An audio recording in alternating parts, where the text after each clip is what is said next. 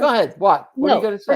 Forget it. No, say it. Here are my notes. Here I are don't my care notes. about you. I don't care about your fucking notes no more. You happy? I see your notes. Well, you think you're the first person ever spilled something? What do you like this? Is this your virgin spill? I hate you. I so hate you. Just start the fucking show. Welcome to Comedy Centric, your place for all things comedy.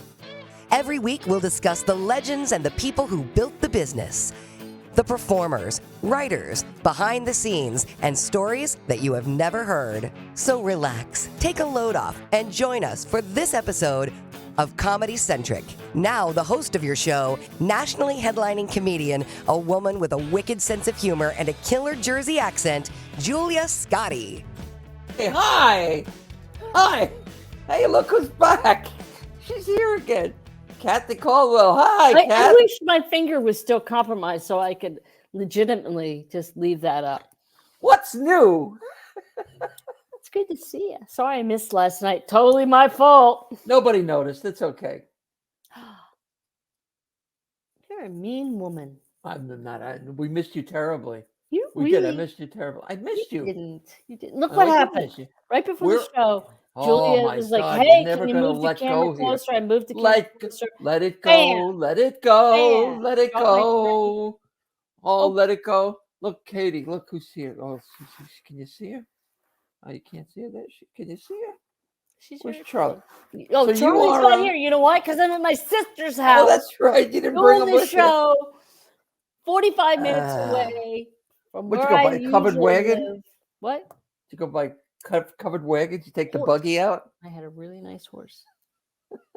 You had a nice horse.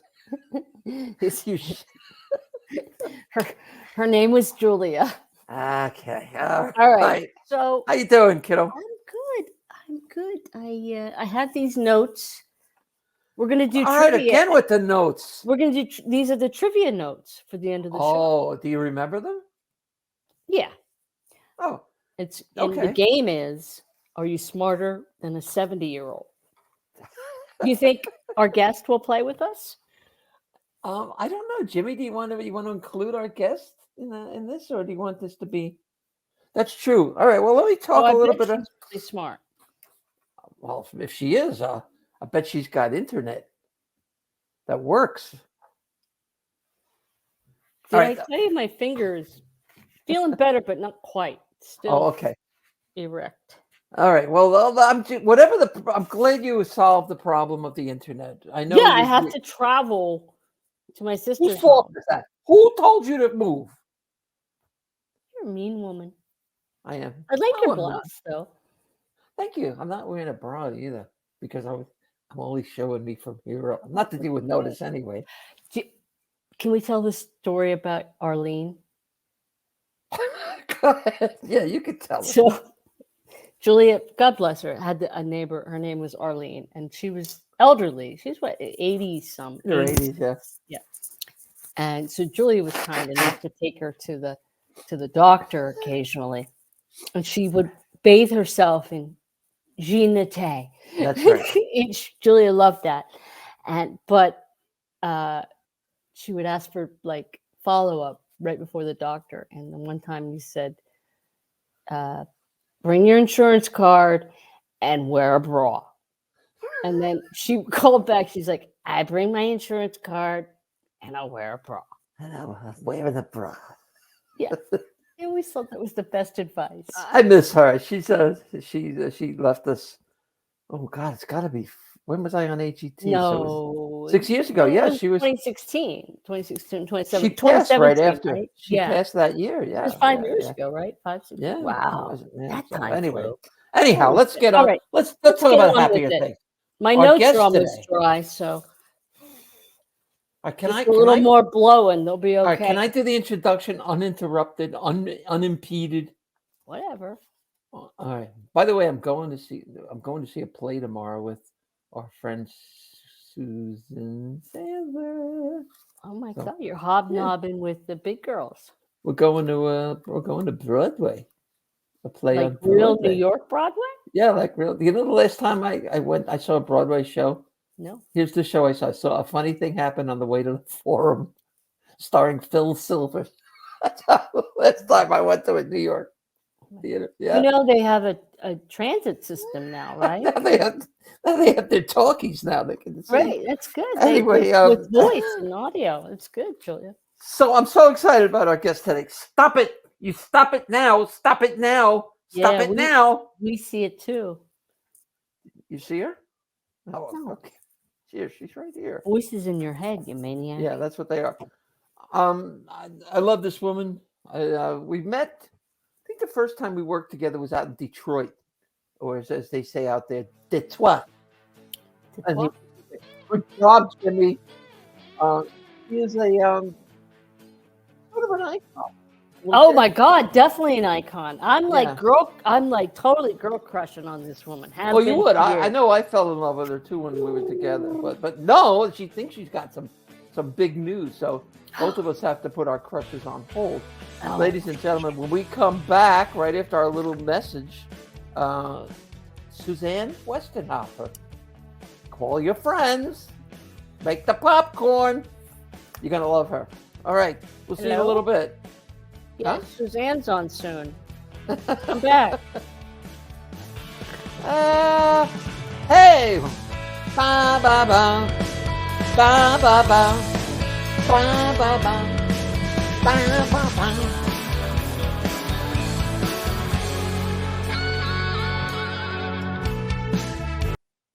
Hey, listen, my album, Julie Scotti, Jersey Fresh, is available everywhere now. You can download it wherever you want. Everywhere. It's really kind of funny. It's like $10.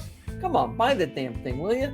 And also, check out on the Dry Bar, my comedy special, Dry Bar Comedy. It's called Julia Scotti, Jersey Fresh. So you can, it's my understanding that if you sign up for Dry Bar, you can see like 100,000 comics on there. But you, of course, have to watch mine. But you get a free month, I think. It's still going on like that. So, again, my album, Primal Cuts, and my special on Dry Bar, Jersey Fresh. It's so simple. Come on, do it. Do it for me. Do it for your mom. I love you. Bye. Okay, we're back, and we're ready to go. You ready to go? I'm ready to go. I'm ready to go. Satellites are amazing. Beaming, we're sending us up in the air and bouncing off a satellite. It's landed in this lady's house right now. I love her. You're going to love her too. Do you know Suzanne? I do. I opened for her one time. Oh, well, you have to remind her of that. Okay. I'm gonna. Please. Let's bring her on.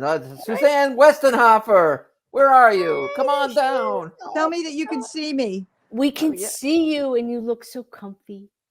Oh, I know. Well, I can't remember my Apple ID, so I can't get into my computer right now. My girlfriend's working.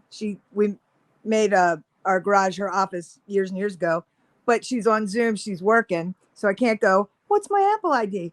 And I tried a couple, and then I went, oh, no, I better not try anymore because I'll get locked out, right? So you're on my phone. It's cool. Let me see that left hand there. What is that? What am I seeing on the left hand there? What the hell? What the hell? Is that marriage? Are we married? I got married the day after Christmas. Yay. I knew that, but I just wanted to. Yay! So now, are you happy? Is it so far? Is it going well? What's she gonna say? No, Julia? Can't stand it. She's a nightmare. She's from Long Island. I can talk about her like that. I have that. I don't know how you guys feel. You're ladies, but I had that whole sort of 70s Gloria Steinem, wife, marriage, bad, right? You know, I still have all that in my head. And the other day, actually, when we had somebody come over to give us an estimate on a window or whatever, and he said, "Oh, so are you her wife?" And I was all like, "Oh." Yeah. It gobsmacks you, doesn't it? Right, because and it's the saddest part. It's the word. If you're a child of the 70s, that word is loaded with a negative submissiveness.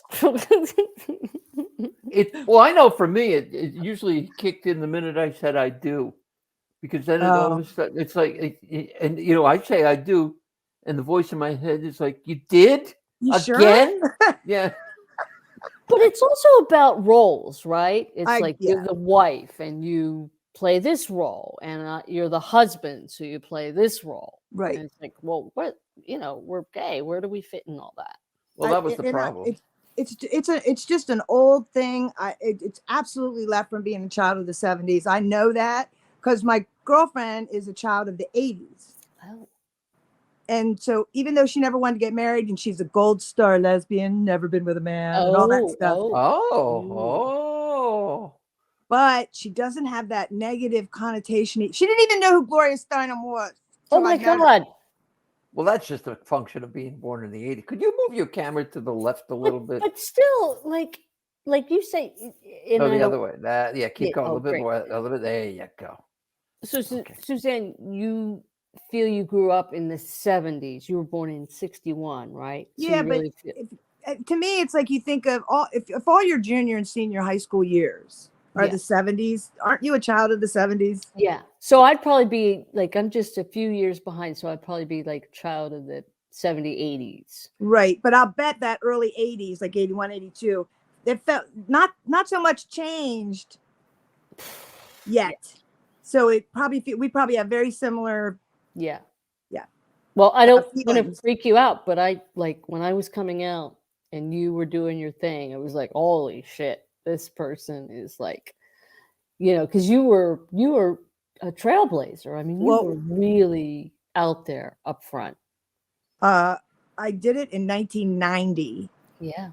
And I was headlining before the end of 91. I had at the duplex in New York. Yeah, sure. I started my first time doing stand-up was July 31st, 1990, at an open mic. And I got up and said, well, I guess I'll be the only lesbian comedian this evening. And everybody laughed. Yeah, right.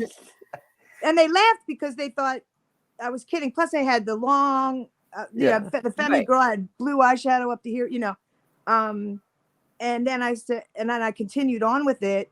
And you only get to do like 5 minutes. And they had a contest by audience applause. And I won this little contest. First time ever doing stand-up. So then you think, oh, I got this. I do that with golf. I'm like, if I put a couple things together, I'm like, I'm going to be on the LPGA. Oh, nice. So that was your first time ever on stage as a comic?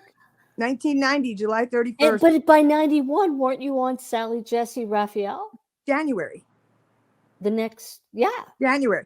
And then by the spring, around April, I headlined a weekend of my own show at the duplex. I hadn't even been doing stand-up for a full year. Holy cow. How much time did you have at that point? Wait, say it again, Julia? How much time did you have at that point? I've always had a lot.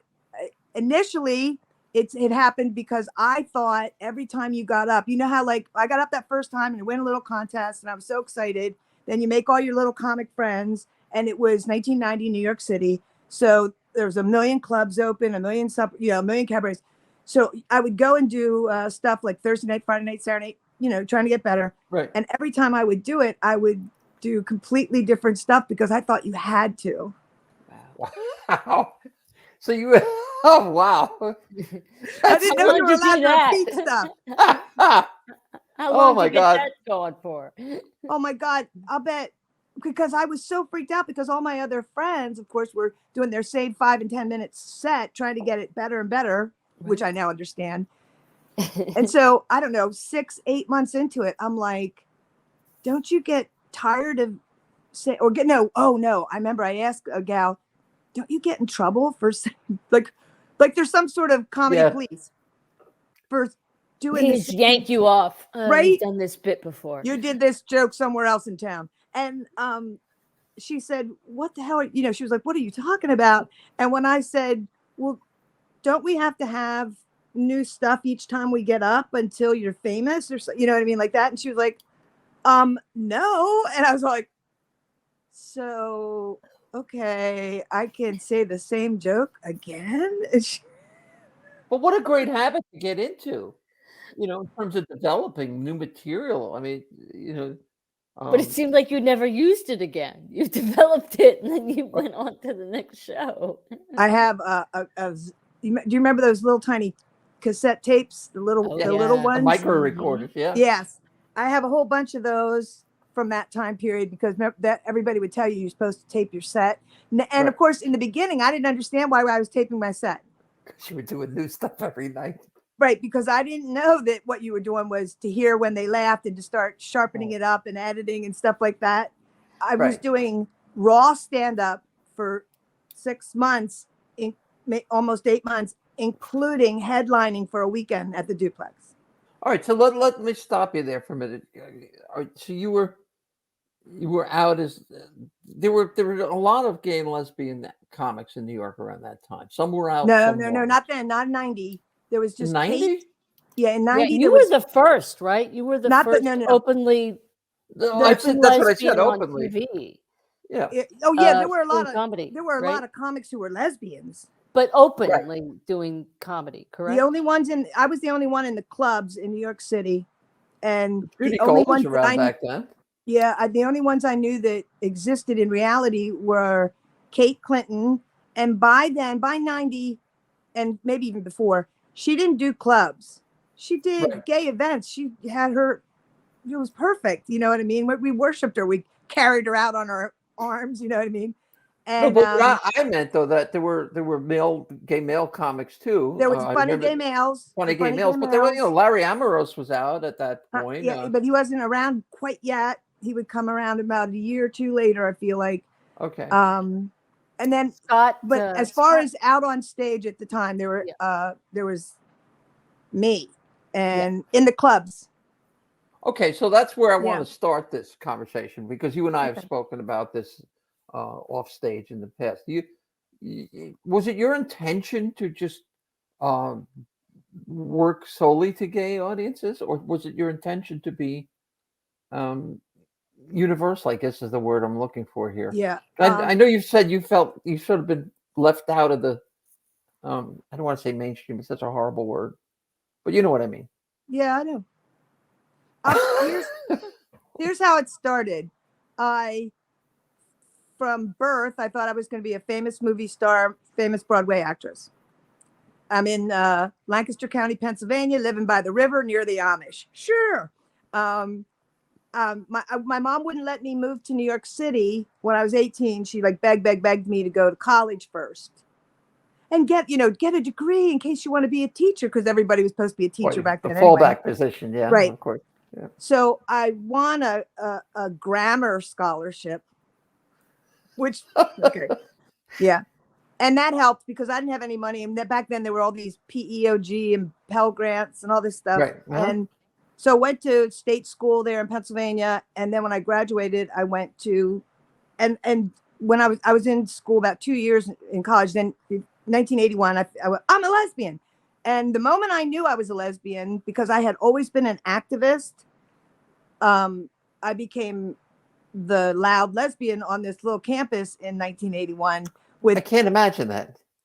I know. And with this other guy, Kent Krewhofer, also from Lancaster County, can you tell? And a gal, Sue Spahn, because I think there were only and I was in the theater department, but there was only maybe 8 gay people that we would say it. Right. It was 1981. What college was this? Where did you go? Clarion University. Yeah. It's up by Slippery Rock, just a little state school. Okay. I didn't want to go to school. I was wasting time to make my mom be okay about me going to New York, where I was supposed to be famous. So I started a gay group on campus called GAIACT, the Gay Information and Concerns Team. And seriously, there were 8 of us, and 2 teachers, both of whom were gay, but were not allowed to be out. Because you get fired. That was sure. just that wasn't even a discussion. Don't I know it? When The I taught, 80s. I was when I taught, and I was in, I was. That's right, you taught too. I had to be undercover. Yeah. Undercover. So when I went to New York City, the first thing you start doing is standing in line and going to all those auditions. That's right. And I was doing that, but you got to also have a job so you can make a living. Right. So I started bartending because I had been doing that in college, and that's just right up my alley. I'm super extroverted. I like sales. That all was perfect. But all of a sudden, I'm like, I don't know, 28, 29 years old. I've been bartending. Now I'm like the head bartender and the bartender trainer. And Congratulations. Yeah, right. And I had regulars, every day. What we now call alcoholics. Alcoholics. Oh. Yes. Back then we just said regulars. It's just like Cheers. Right. Totally. And this guy said to me that was just so, he said, I saw a comic on HBO last night, and he wasn't even as good as you are here with us all day, every day. Cause I was the Monday through Friday through happy hour gal, lunch through happy hour. Cause I like that crowd, cause it's alcoholics and businessmen, Right, sure. And so he said this, and he goes, why don't you ever try stand up? And at the time, and I was a member of ACT UP and Queer Nation and the Lesbian Avengers and all that stuff, right? And this is New York. It was now 1989. And he's telling me this, and he kept coming in like every other day talking to me about, why don't you just do stand up? And finally I turned to him and I said, what am I going to do? Get up on stage all of a sudden, start talking about some boyfriend or husband? And he goes, well, no, I guess, well, can't you just talk about being a lesbian the way you do here all day, every day? We always have to hear about it. All lesbian all the time. All lesbian all the time. And so I thought, yeah. And so I decided to do it. It was an activism though. I was doing it. I didn't think I'd ever make a living. I didn't think I'd ever continue doing it. I was going to do it until I assumed, made me stop. I was going to tell funny stories that changed the world for gay people. Were you doing it in the top Clubs. 3? Any of the top 3? Catch, strip, or improv? Catch is the first one that passed me. Wow. Okay. Yeah, they were my home club. Was that Lewis that passed you? Yes. Okay. Wow. Oh gosh, we're going way back now. The way back. No, he went over to Caroline's. He was working at Caroline's. And I worked at Caroline's a lot. She was wonderful to us. She, in fact, took me to Gloria Steinem's 60th birthday party at the Waldorf Astoria. Wow. How was that? It was amazing because, she had bought a big table. And see, she had her personal friends, but she asked me. Caroline or Gloria Steinem? Caroline Hirsch. Okay. Yeah. Caroline asked me to come because she just wanted her table to be girls. And I mean, it was like 1992. I mean, and I'm in the Waldorf Astoria for Gloria Steinem's birthday with the owner. That's I the met pinnacle. Barbara Walters. That's the pinnacle of, everything. Yeah. So, so everything happened very fast. It's like, I did it out of activism.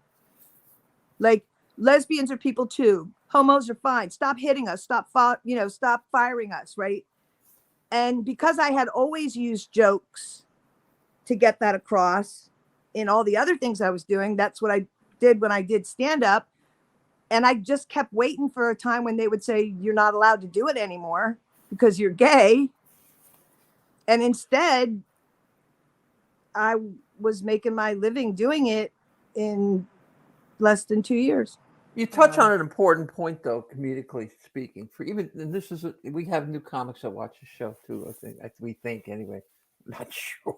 I know, right? We don't know. But the fact that you spoke your truth right from Jump Street, like you did, you were you say you were an activist, but I was. what you really were doing was just speaking your truth, and that resonates with a lot of people. It's a hard lesson I had to learn. When I didn't really learn it until I came back, after a 10-year absence. Go ahead. But it's a hard trail to blaze. I mean, it's a hard path to lay down and be the first person to do anything, or to put yourself out there when you don't even know what the reaction is going to be, or But I have the personality that was right for that, because my sister and I make this joke that we've been doing since we were a kid. If only everyone would just listen to us, the world would be amazing. We know all the answers and we care about everyone. You know, Do you make that face when you say it though? I mean, that's probably. you kind of have to, yeah. And so I didn't like. I'm mentoring a comic, a younger comic right now, an openly lesbian comic, and we're so similar.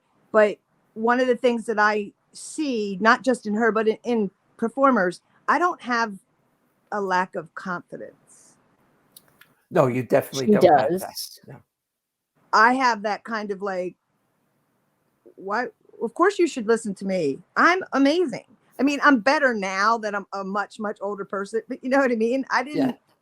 So what? I didn't fear anybody. And the one, you must remember the name of the guy, but he's passed away and I've forgotten. The guy who was running the comic strip, Lucian Holt. Lucian Hold. He told me, because I auditioned there, but just like at the improv and at the Catch a Rising Star and stuff.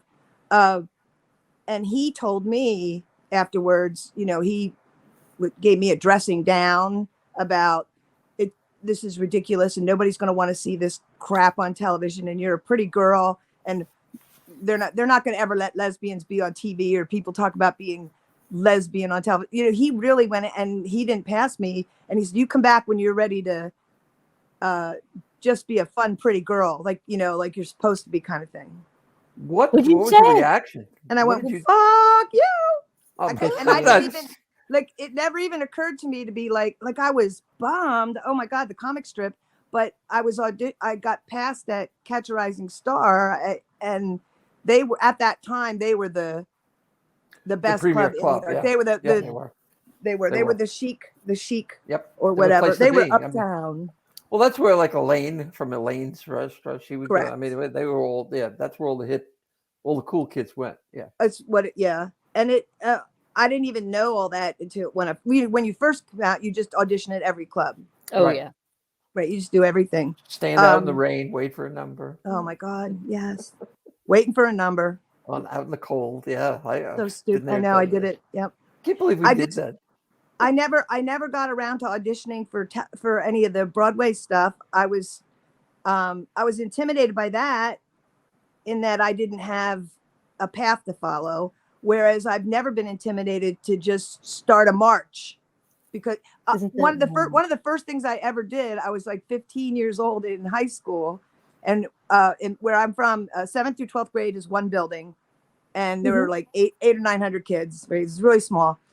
So I'm in like 10th grade, and my boyfriend is a wrestler. He's on the wrestling squad, and he's always not eating to make weight and spitting and doing all this stuff and to make the weight he's supposed to be in. They used to spit all day because they probably excess sweat weight too, right? Yeah, trying to sweat.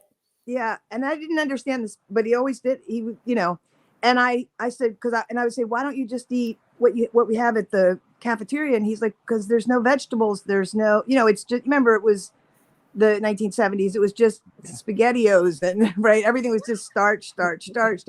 And so I had heard that other schools had salad bars, and so I went to our principal, who got to know me and put up with me. Bless him, he put up with me.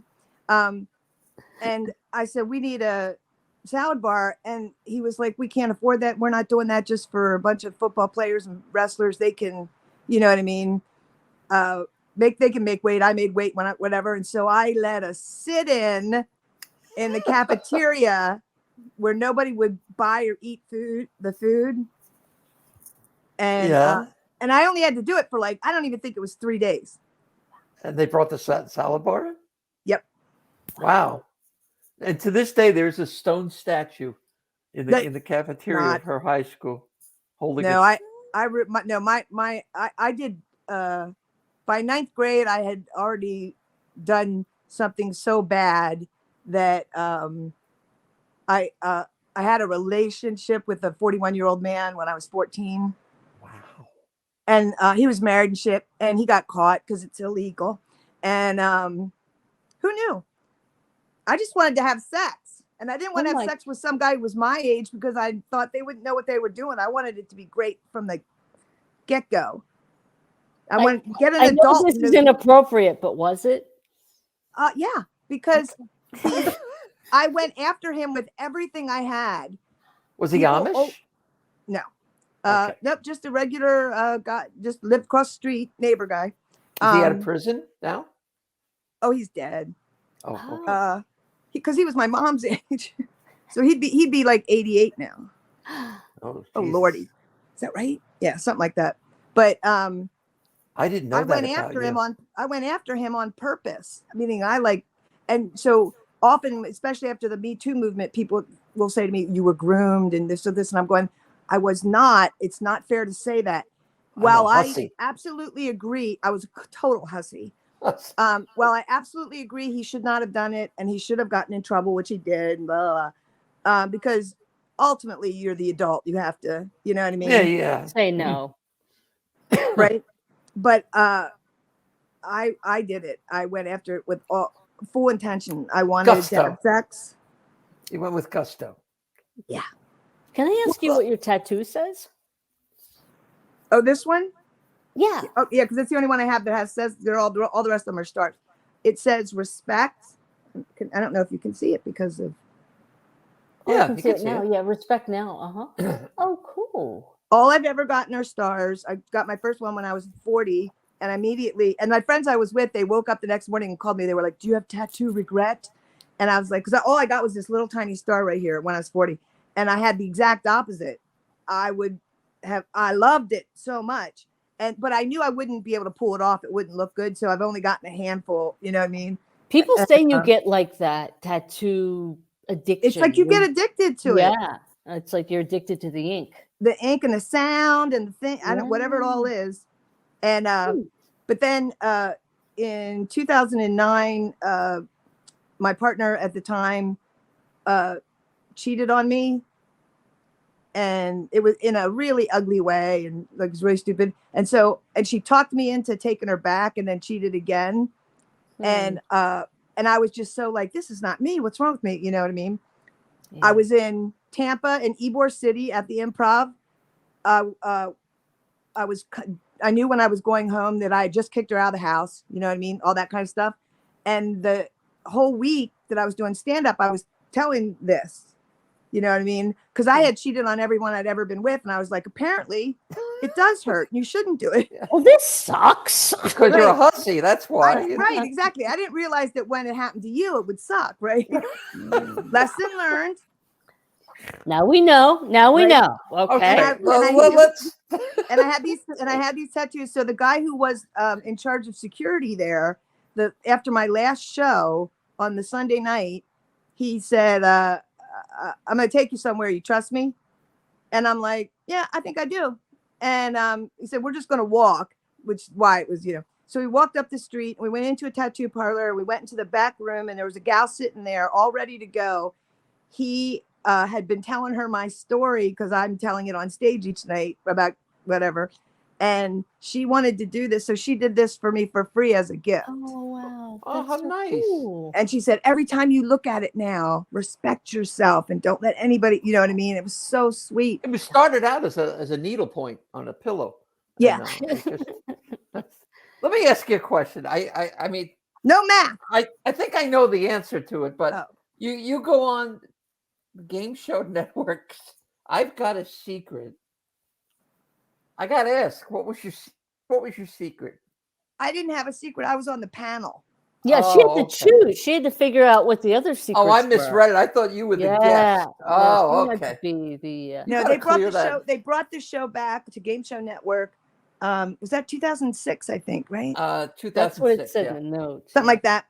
And we did oh my God, 50 or 60 episodes.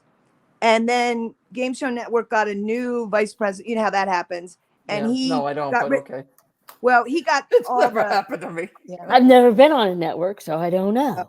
Well, when they get a new person, usually that person doesn't want any of the stuff that was started by anybody that's not him.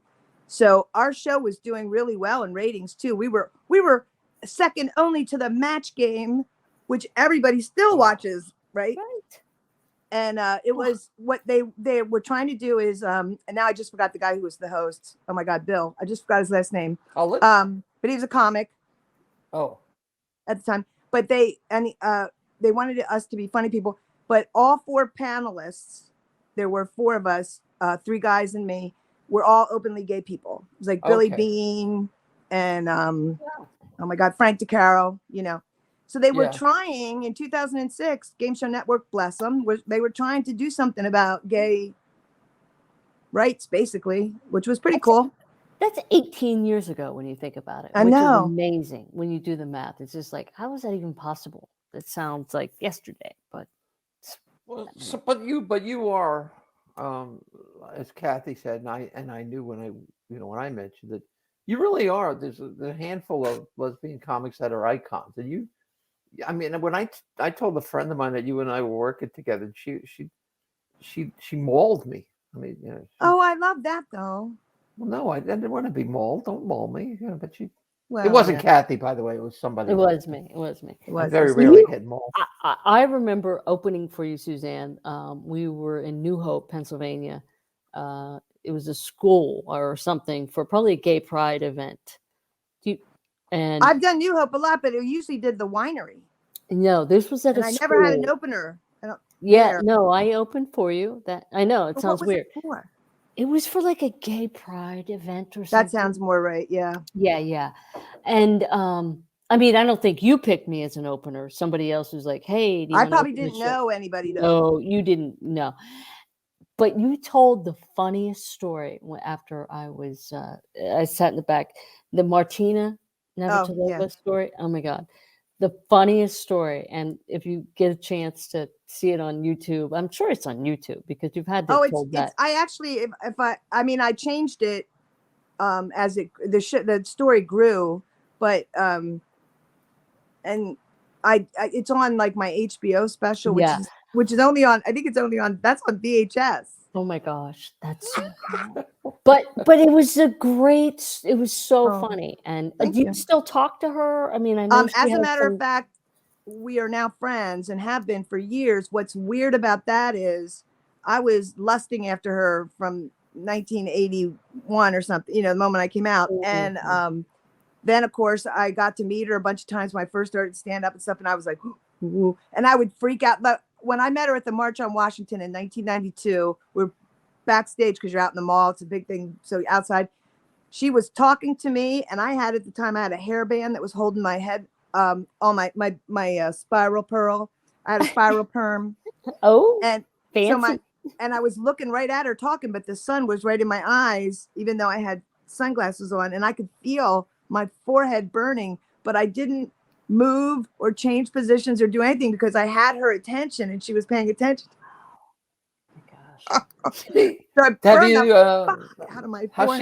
Have you spoken to her since she announced her illness? She actually called me I think it was on Sunday, would have been Sunday night, because she didn't want me to wake up and see, oh wow, Martina has cancer, Yeah. And she's like, everything's good, blah blah blah, Good.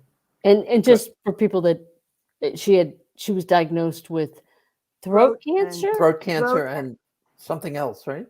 And they also found, was it breast cancer? I think so. I think it's breast and throat. Two cancers, but they were not related. It was one was. But they're in they're both in their stage 1. Like she's treatable. Yeah. Right. That's great. I get what you're saying about being crazy hot for her too back then. I was too, and I wasn't even on the team yet. That should have been a clue right there. Right? What's Well, it's funny because back in the city. Yeah, but how are you going to listen if you're not going to know? No one even said the word lesbian when I was growing up. They said gay man and they said homosexual, and never in a nice way. But you know what I mean? It was like we didn't even exist. So, and until I was myself, probably, I don't think I met and became friends with transgender folks until I was 19 in college, right?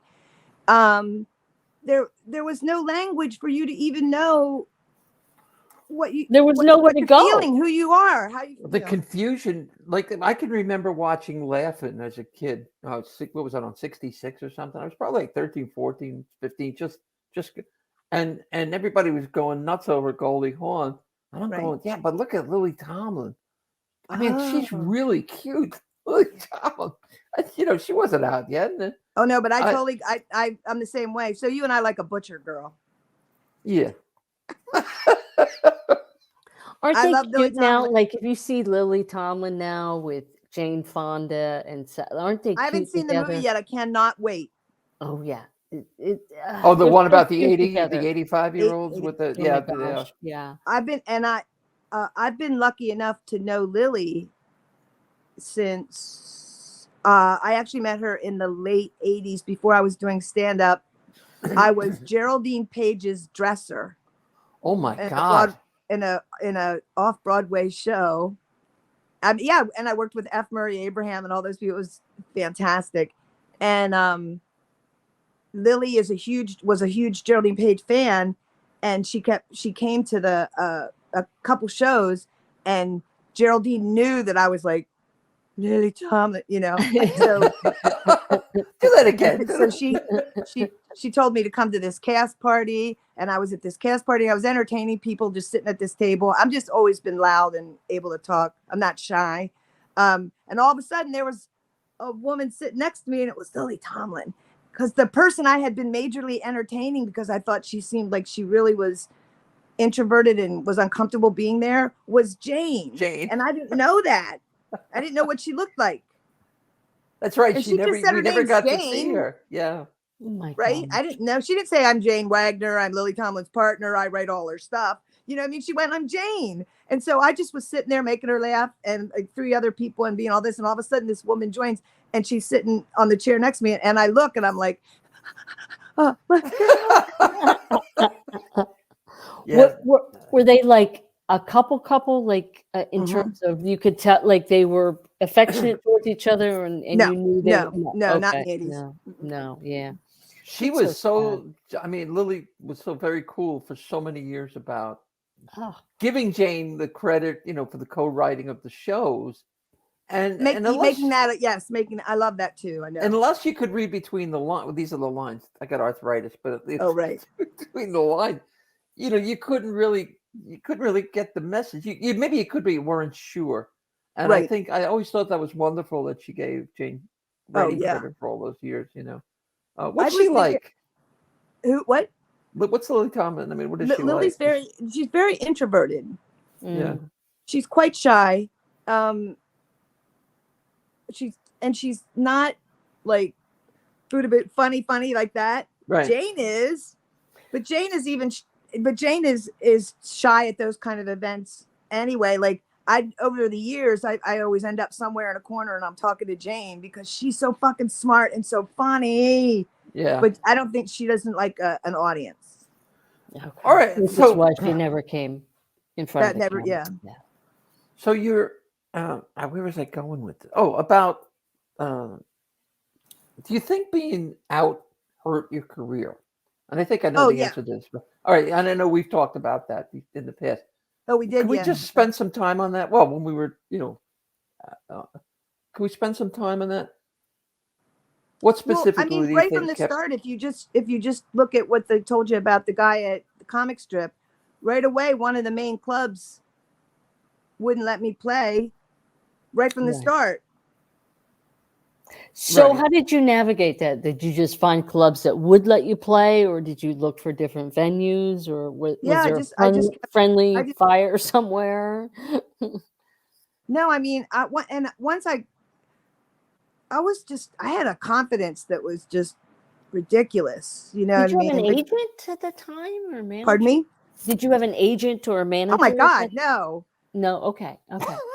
I'm sorry, it's a stupid question. My bad. No, it's not. It's just that I mean, I remember when all through the 90s when I did have an agent. I have an agent now, but they would send me to an audition, and this is the kind of stuff I would get. I would come in and sit down with the casting director, and they would look at my picture, and then they would turn it over and they would go, "Oh, stand-up comic," and you're like, well, sorry about that. And then, it says you're openly gay. Yeah, we can't use you. I got that all the time. Wow. Well, let me ask you another question then. There was no secret that Paul Lynde was gay and openly, right? And yet he wasn't openly gay, though, right? Well, it wasn't open in the way that we think of it now. Meaning, if you wanted to, he proclaimed it. You could. Yeah. Okay, but it But wasn't he a didn't come surprise out to and say, anyone. "I'm I guess gay." Right. It wasn't a surprise. Right. No, but I think the difference is more. I mean, it was a surprise for us, for people like Rock Hudson and stuff like that, because they were good looking, Yes. handsome men. But somebody who was effeminate like Paul Lynn, we always did that. My mom did it. My grandmother loved him. They just sort of made it. It was like, oh, they're actors, funny actors. Oh, those But it people in did- entertainment okay. business are all like that. But you talk about Rock Hudson. I can remember when I was a kid, members of my family, older people, would talk about Rock Hudson like, he's Oh, a big really? fruit. He's a big gay. He's a big Oh, homo. wow. Really? Yeah. Oh, yeah. Yeah, no one Yeah. I had ever, and I was deep in movies, and I had an aunt that was deep in movies too. Of course, we were also in a little tiny town in Pennsylvania, but I had not, I don't think I heard about Rock Hudson until I was in college, at least. I Well, it didn't was hear a- about yeah, him until and- it was probably he passed and it came down. Oh, bummer. Yeah.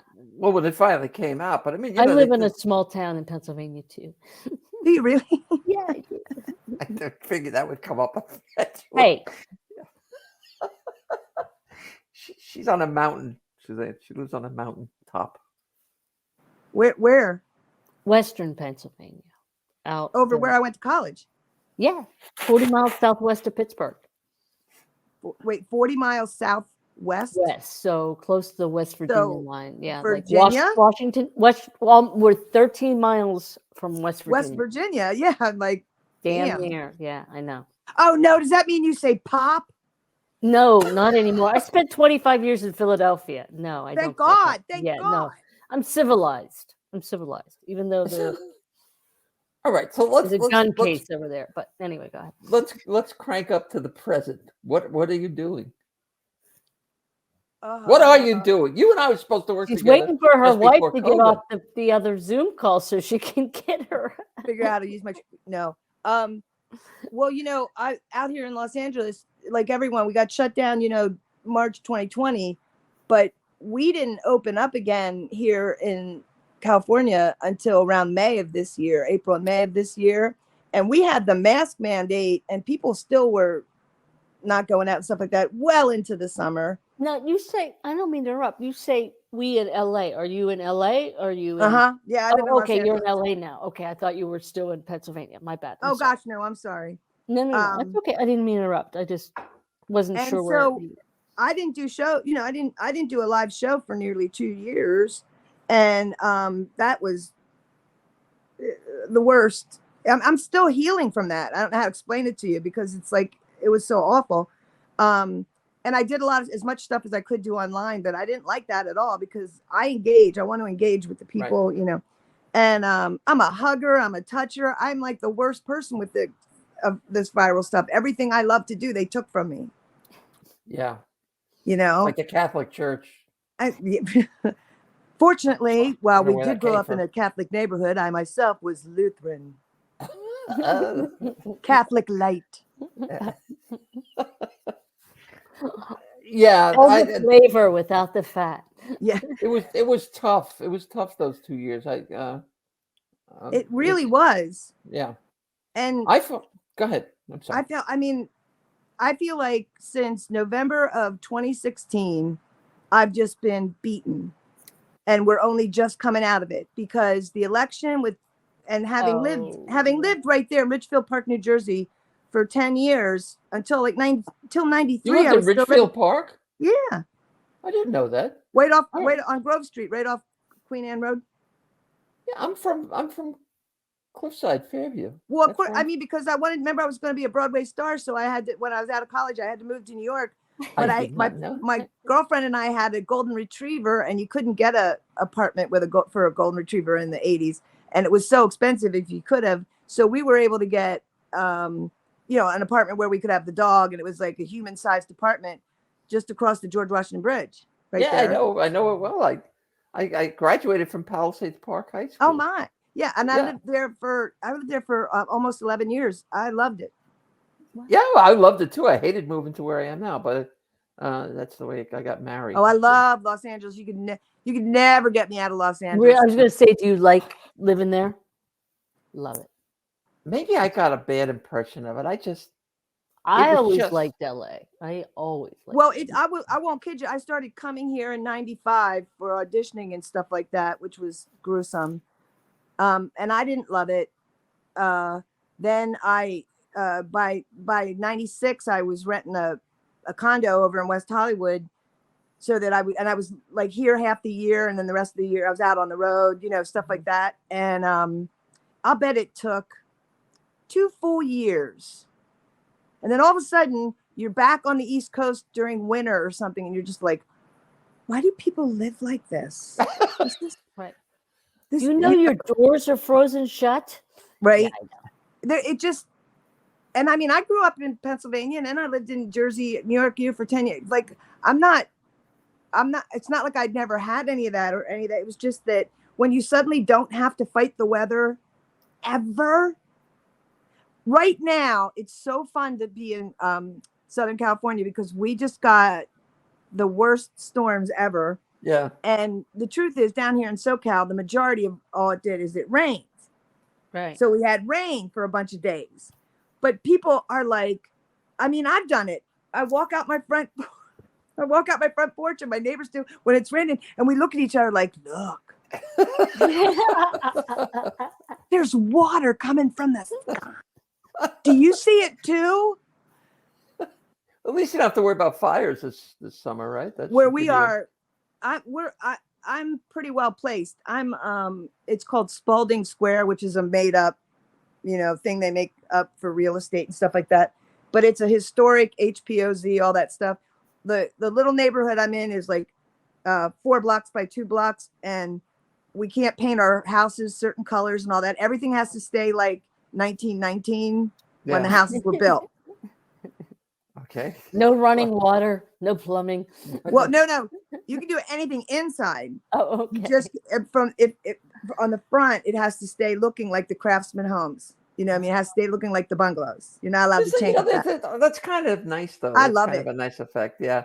Well, all right. So you're now going out on the road again. You're back on the road. I'm back on the road. Obviously, the hard part now is, I'll bet. Oh man, I know 4, 5, 6 places that I played once a year didn't make it through COVID. They were mom and pop cabarets. They were rock clubs. They couldn't make it. Well, you and I got canceled out in Detroit again. We were supposed to go back and do the same gig again. It got canceled. But they didn't. The couple of them hurt so much because it's like there was a place in the one that I think of it was in Spring Lake, Michigan, which is on the northwestern part of Michigan, and it was just a little rock club, and they had never had a comic. And then, like, I don't know, 15 years ago, I found out about the place and talked them into having me, and it was owned by a married couple, and they were old stoners, old 60s hippies. And they were like, well, we'll try and we'll see how it goes. We'll give you that. And I sold out. And so they loved it, and they loved me. And I got to be like friends with them, you know what I mean? And then I went once a year, if not sometimes twice a year. And then they weren't able, when you're not able to open your doors and they couldn't make it. That story repeated itself so many times all over the country. The cabarets. Yeah. And they're not coming back.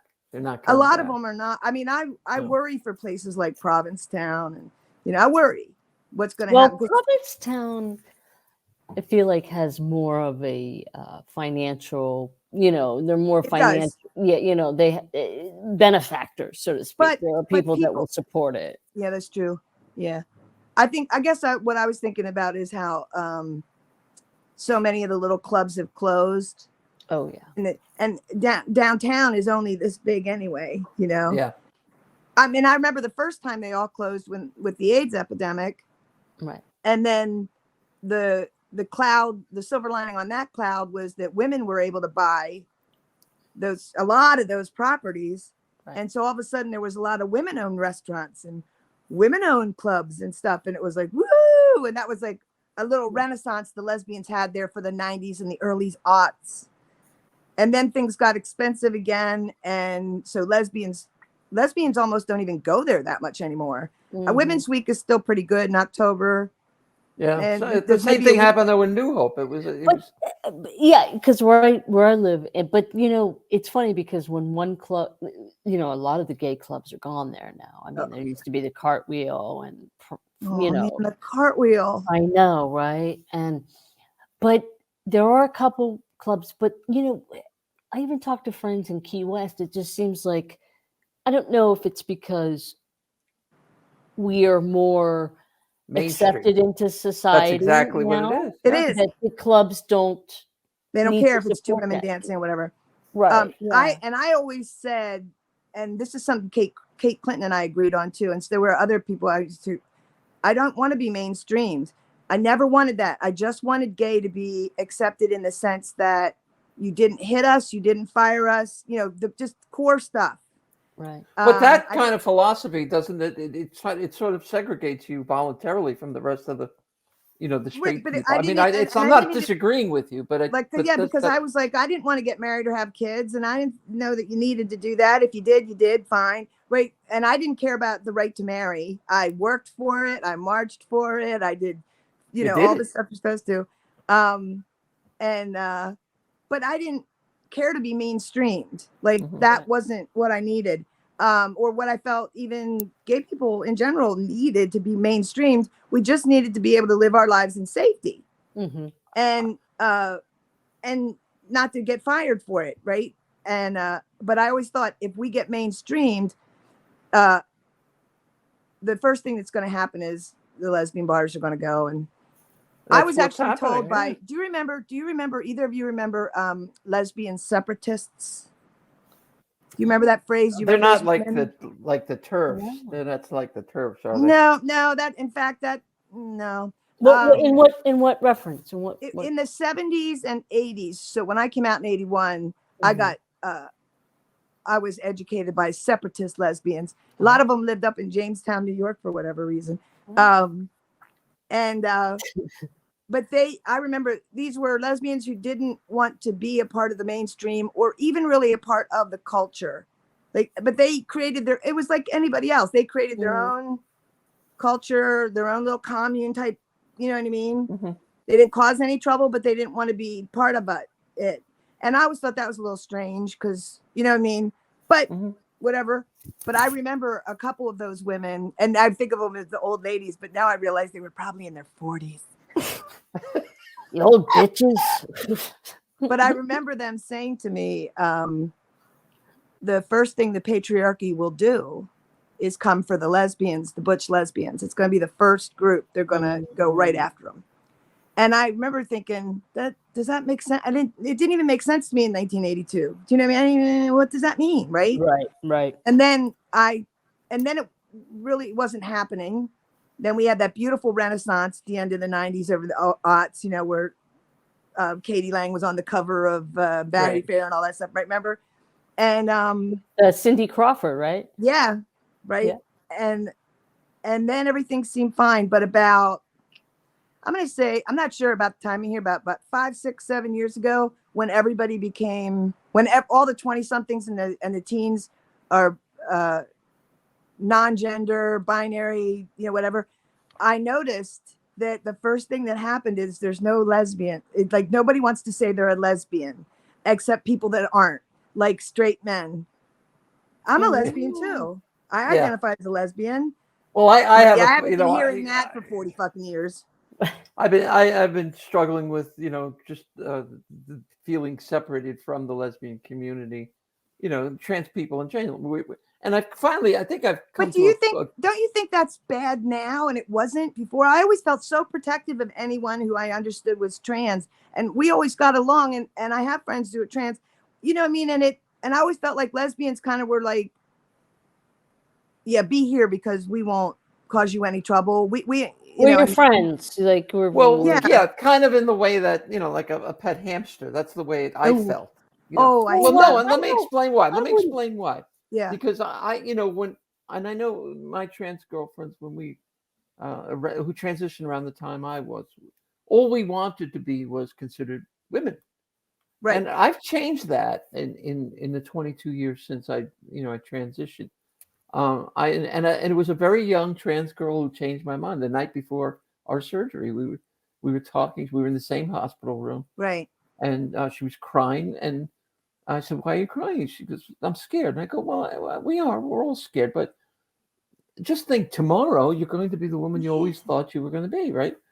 And she said to me, "We are women, but we're not." And at the time, it was horrifying to me, because I thought, "Oh my God, what does that mean?"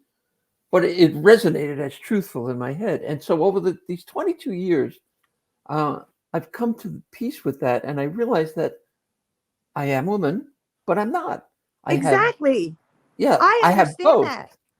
It does, and to me, and as always, that doesn't mean you should be treated differently or anything like that. It's just like, I'm a human being who's a lesbian. I'm still a human being. Right. You're a human being. Yes, but the core is human being. But I do this joke in my act. I mean, I say that, lesbians don't want us because they see us as men. Straight men don't want us because they see us as men, and that would make them gay. And basically, we're caught between a cock and a hard place. We're just, it's a great line, but it's the truth. Yes, it is. I know.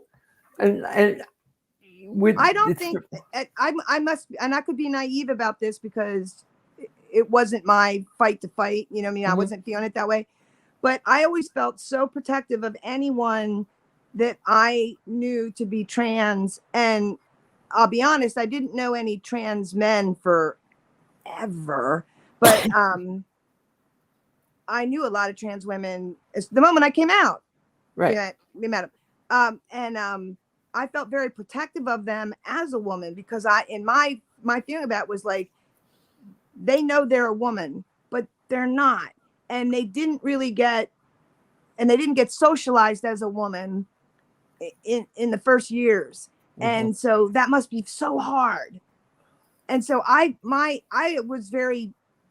felt very like this, no, you come over here, because I've been a girl forever. I got this. You know what I mean? I'll show you. Then about, like I said, like 5, 6, 7 years ago, the first time I've ever felt like I'm not a part of my community, because all of a sudden, if you're not trans or binary or whatever, it's like there's something wrong with you, or you're being too much about your they say things like you care too much about your genitals, and then I'm like, yeah. And yeah, I get that. Right. Guess what I'm trying to say is I'm fine now with being, I guess I am a separatist, because I'm fine with being separated from the lesbian community. I don't want you to be separated, though. No, I don't mean emotionally. You're my friend Kathy. Like, we should be married. We're so close, but I'm much older than she is. But can I have your pension? No, but as a trans woman, I feel like I stand in the company of my own kind, and that we are in the process of asserting ourselves, not just in the LGBTQ community, but in the world. Right. And we're fighting that same struggle that you fought, and that gay men fought, and back in the 60s and 70s. So that's where we are right now. But I love you. I love you, and I've told you that a million times. And I feel like what we're doing right now in our community is separating ourselves into all these little groups, and it's such a mess. And I feel like wealthy white men are standing back going, they'll destroy themselves. You're probably right. Yeah, you're probably right. Because because we're arguing about stuff that they don't give a rat fuck about, and they know it's not going to give a shit. You know what I mean? And it makes me sad, because I don't think we realize I feel like we're playing right into their hands. I don't even think about them. They don't even factor into my life. My philosophy's been head down, one foot in front of the other. Oh. Just keep plowing ahead. My philosophy has been head up, and if I have to, till the dying day, I have to fight the patriarchy. What's your next fight? What's the fight now? Oh man, I'm not I don't know. I don't feel like we have one. Well, I make fun of all the letters in our, Oh, because yeah. okay, Yes. well, We first have of the all, the fact alphabet that like there's a all letter, ingrained, right? LB. the fact Yeah, that yeah. there's a letter for allies, it's just fucked up. There is? I didn't know that. Yeah, one I of the didn't either. A's. Wait, which one? One is of the I wasn't at A's. that meeting. When did that happen? Well, that's the other thing. When is all this happening? Why are we, you know what I mean? Because we're old, Suzanne. That's Yeah, I know that No, part. but is there some meeting that we miss? I Like, feel like there here's what is, we're because I doing feel like today. stuff gets changed and turned around all the time. And there's no reason to have two A's, because they have one for asexual and one for allies. Wait a minute. You don't There's need one one for for allies. asexual? What? There's one for asexual? Well, Well, then then I I should don't- be Hey, get a both. free toe. I should be T. All right, I'll take, and I'm also A. I'm an A too. Well, I always tell everybody that the asexuals shouldn't get a letter. They should just quietly accept that they're going to end up standing by the L's when they separate us. This is a And wonderful it game. only hurts because it's true. And speaking of games, we're going to All wrap right. this up. We're But gonna wrap this up. we Suzanne, started a will you new play feature. Go the ahead. game with us. Are you smarter than a 70-year-old? Me being I don't feel like I am, because that's the whole group that is the boomer, No. It's a I dig only at me. base these questions on Julia. You're not so 70. I am. She Are is. you? I'll be 71 in June. I know. I I- don't look I- at the. I really didn't know that. Yeah. Does that mean I we thought can't be you had friends? I thought, because you kept saying about your age, I kept saying, isn't she like 2 years older than I am? What's going on Aw, here? Aren't you nice? Well, I And I really ha- did think that. No, Yeah. and I haven't had any work done. Well, I've had work done, but But not there. Yeah, from here up, oh no. my God, put that in your act. I'm so proud I haven't had any work done. Well, not counting. Well, that's Come on, that's genius. I So- love that. I went to I tell this story. I went to a class reunion, and somebody came up to me and said, "You haven't changed at all." I'm like, Oh my God. and I had my high school picture. They give you the picture to put on you. Oh my God. I thought my story, I went to my 40th high school reunion a couple years ago, and walked in, and I only graduated with like 80 kids, right? Oh. Again, it's a small school. And they had this little table and the names of the members of our class that had died. And we had two or three commit suicide. Oh, Boys. Oh. Really, it's fucked up, right? But I walk in and I see their names and I'm like, oh yeah, Howard. I'm kind of remembering. And then I see Christopher, and I guess I won't say his last name. And I go, he's not dead. He was my boyfriend from 9th grade all the way through graduation. And his wife found me on Facebook like 20 years ago. And he lives out in Wyoming and stuff like that. And I'm friendly with them. Like, it was so weird. And I knew he certainly wasn't dead. Yeah. And so I go, this person's not dead. And so now I'm having a conversation with somebody where they're going, no, he is. He's dead. No, I just talked to his wife and he was in the background talking 24 hours ago. Oh my God. what'd they do? Did they correct it? Well, they took the thing off. Yeah, they took his name off the table and there was all He's kinds dead to us, okay? He's dead to us. I didn't All think right. of So, that. do you want to play? You want to play the game? Oh, yeah. Okay. The All right. video- So All right. So how are you I'm going to just do gonna- this, Kathy? Well, How you I'll gonna do this? ask a Suzanne. series of questions, Okay. and we'll see if you gals can I'm not answer the I'm not question. that I'm not that smart and I have a brain injury. Okay, that's okay. Julia All can right. help you. So will you get in the picture? We can't see your face. She's fine. Leave her alone. All right. All right. I keep doing that thing because I know it's wrong. You got to Suzanne, go. You got away this. from These the are way- easy the way- questions. These are easy questions. All right. Question number 1. Are you smarter than a 70-year-old? All right. Question number 1. Who is the main activist for women's suffrage in the U.S.? right now. No, historically. I would have said Gloria Steinem, but no, wait, I women's wouldn't suffragists? Yeah. No, could it be, Julia? so it'd be before her. Yeah. Wow. Susan B. Anthony. Julia says she. Oh, what's that? I was going to say Susan B. Anthony. Julia? I agree. Yay, yay. girls! Way to go! I mean, Nice. there's been quite a few, though. I was just sitting here It thinking could have been know, Elizabeth, she was Katie the- Stanton. It could have been Elizabeth her. Cady Stanton. Yeah. Yeah. And the time period is very important because Yeah. I did just, yeah. Well, suffrage was the clue. Right. That was I the did, key. and I didn't. Yeah, that's what I didn't do. I didn't. Why do they call I it didn't suffrage listen. anyway? I didn't listen. That's Why okay. do they call it You did good. suffrage? You What- guys did good. All right. The flower of St. John's wort Oh yeah. are what color? Ooh. Boy, I don't know this one at all. I'm gonna take a guess. I know what St. John's wort is, and I've used it and all that other stuff, and I don't know what the flower looks like, so I'm gonna say pink. I'm going to say purple. Yellow. Fuck, But it's yellow's the first thing I thought of. I should have Why said didn't it. you Me say too. it?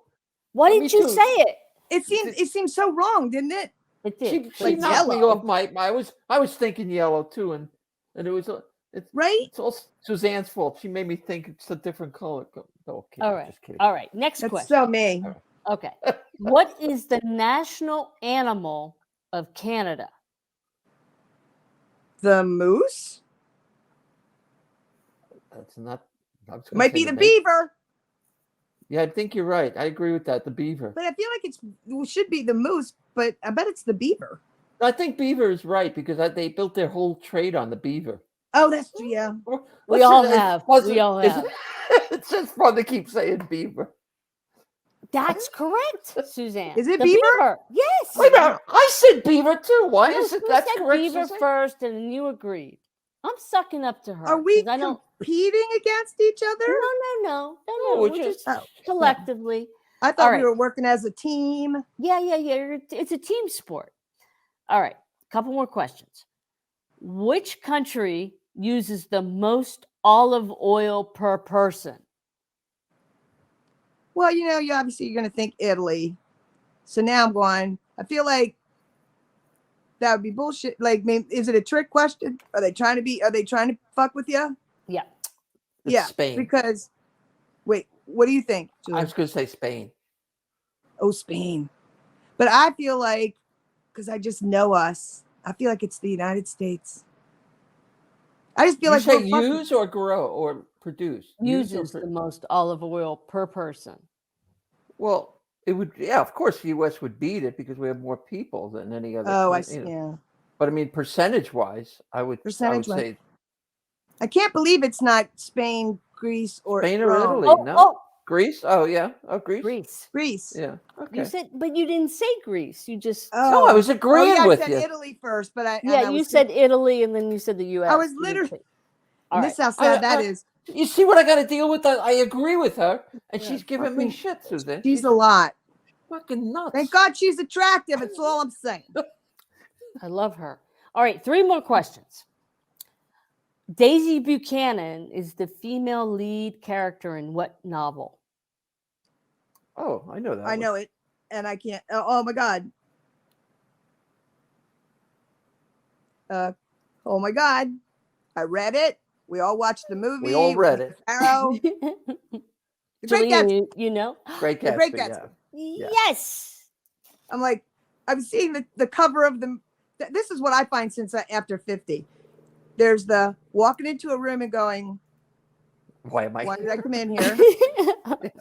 And I'm always I'm an aggressive personality and an aggressive person, even in the house by myself. So I always walk in a room with such an intent and a thing. And, and so it's so funny because I'll just go, stamp. Why am I back here? What did I need? And then You you talk go, back. I'll have a conversation to go. Why am I in here? You don't know, you stupid bastard, and I will start having that conversation. Oh, you have a conversation. We have 2 cats, and so I'm always talking to the cats. Yeah, if anybody me too. thinks. Right. Hey, thinks listen. otherwise. I'm so glad you decided to do this. Wait, I have 2 Wait, more you got another questions. question?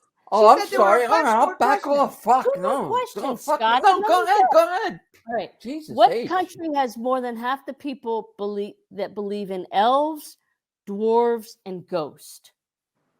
Iceland. Oh my God, how the fuck did you know that? I've been to Reykjavik, and they are so into the whole elf. Oh my God, did you know that, Julia? I was going to say Norway. I was going to thought it was a Scandinavian country, but Yeah. All right. I would not have said Iceland. No, That was good. That was impressive. that was 'cause I very would good. Yeah, never- I'm impressed. I learned that because when you go there, I've been twice, I think now.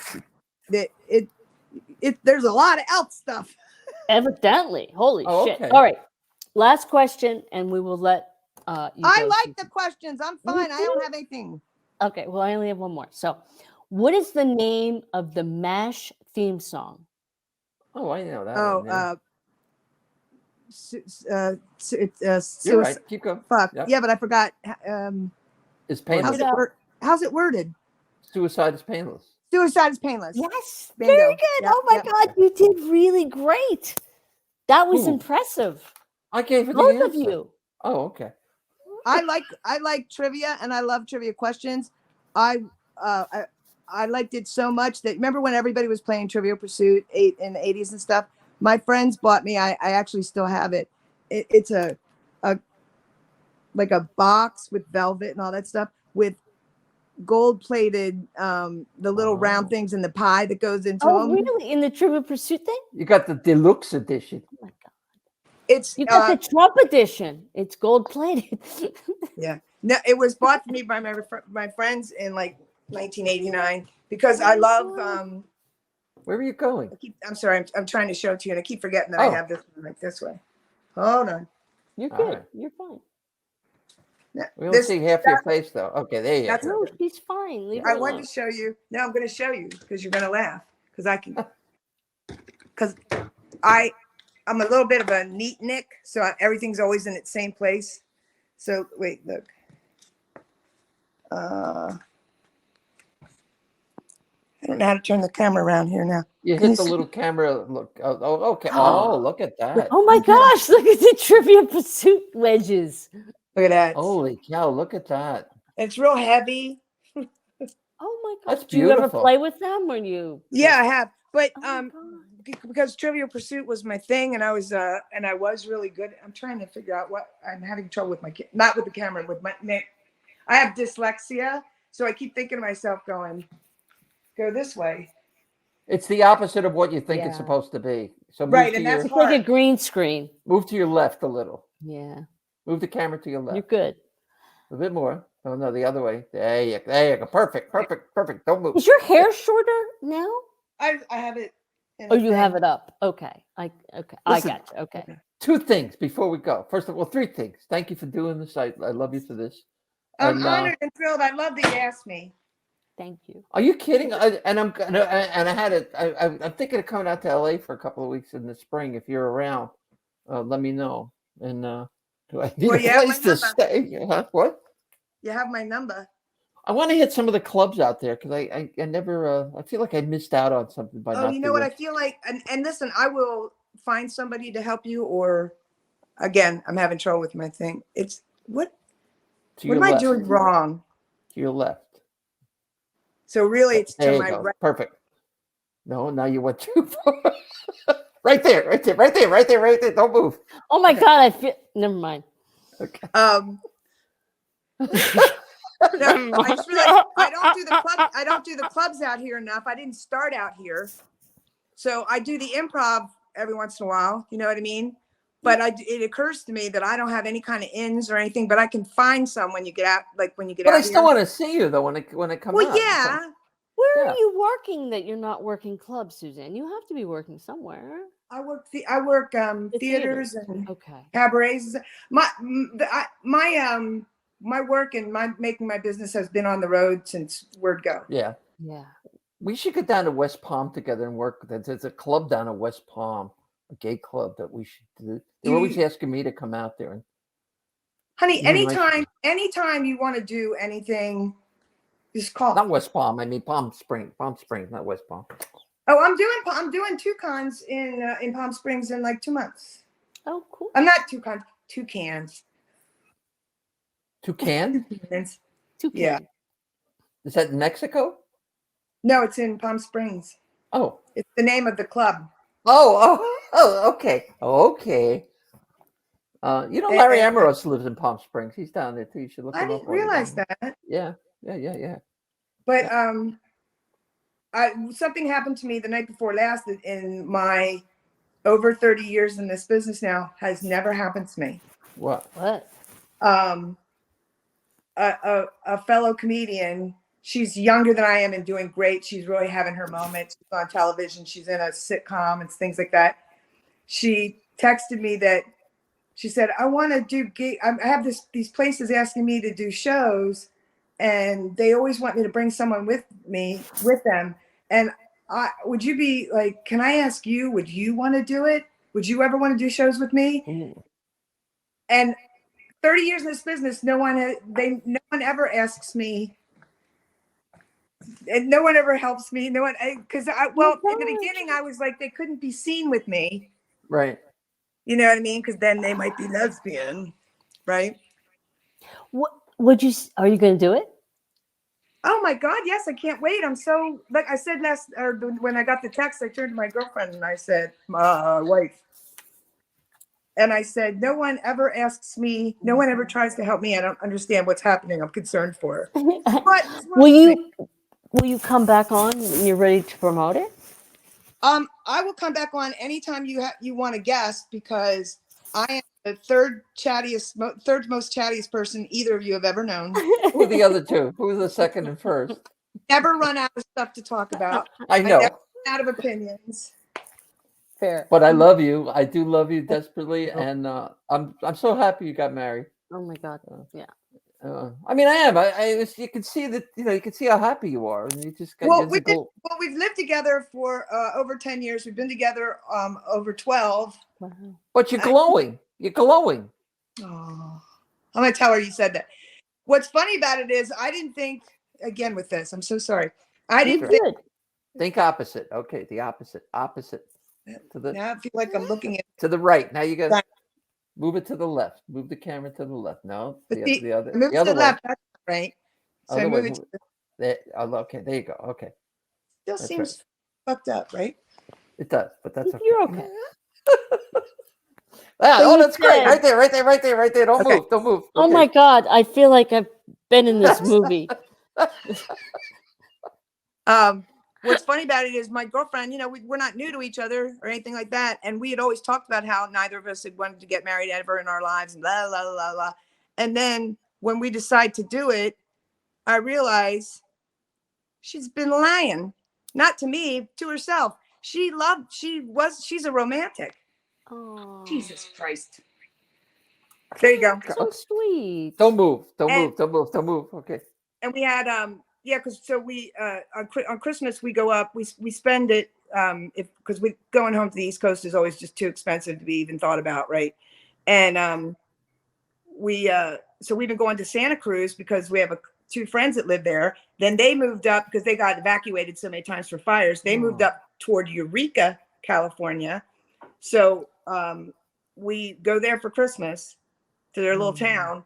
And I had asked them a couple of days before, I said, would you guys want to be part? We're going to get married. And one friend, we only had them, and the gal who did the wedding is a friend of mine. And the reason she wanted to do my wedding, she actually flew in. She was somewhere else completely and flew out to do my wedding to marry us, to be the officiant, because she was the officiant when I got married in 2008 to the woman who cheated on me and tried to take my house and stuff. And that was all bad.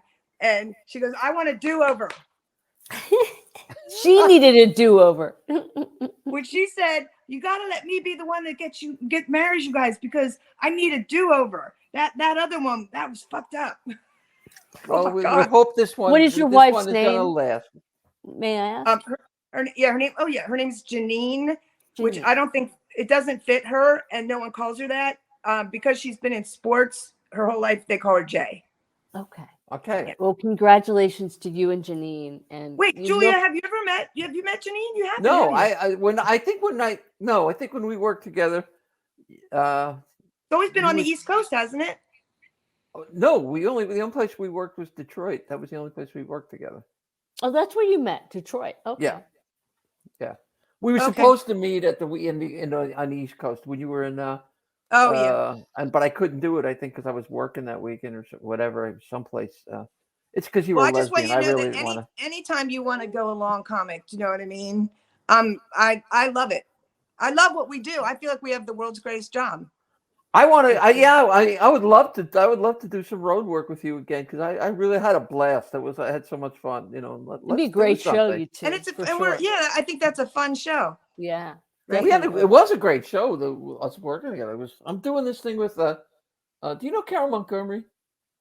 Yeah. Why? Why do I know her? She's a New York comic, but she's doing this thing called Is she Funny Women of a blonde? Certain Age. She's was sort she? of strawberry blonde. She's more yeah. of a redhead, I'd Yeah. say. Yeah. I do know She her did though, but I Women of can't. a Certain Age. Funny Women of a Certain Age.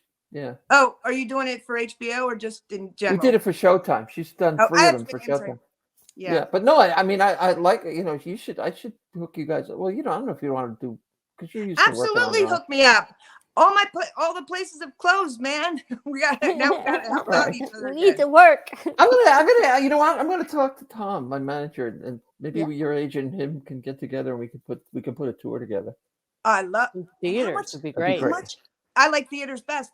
But how much fun would that be? Meaning It'd be a we blast. like each other, we laugh together. We're not, you know what I mean? Like it wouldn't be, It would be a problematic. killer tour. No, And it would be a a killer tour. great audience draw with Yeah. both of you in so. terms of I'm for gonna sure. talk A little to him. bit of everything. Who are you with? Who's your agent?